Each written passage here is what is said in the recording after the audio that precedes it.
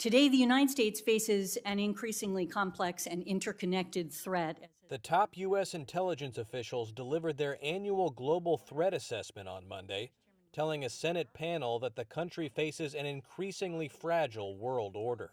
Their report largely focused on threats from China and a confrontational Russia, and the Director of National Intelligence, Avril Haines, urged the senators to approve more military assistance for Ukraine.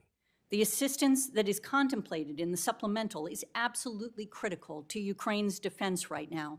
CIA Director William Burns also urged continuing support for Ukraine, telling the Senate Intelligence Committee that it would help send a message to China about aggression toward its neighbors. We're seen to be walking away from support for Ukraine. Not only is that going to feed doubts amongst our allies and partners in the Indo-Pacific, it's going to stoke the ambitions of the Chinese leadership in contingencies ranging from Taiwan to the South China Sea. The Ukrainians are not running out of courage and tenacity. They're running out of ammunition, and we're running out of time to help them.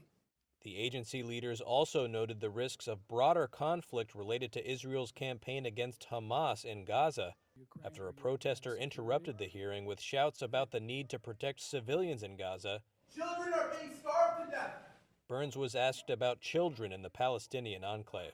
The reality is that there are children who are starving in Gaza. But is Israel doing that? They're starving, they're malnourished as a result of the fact that humanitarian assistance can't get to them. It's very difficult to distribute humanitarian assistance effectively unless you have a ceasefire.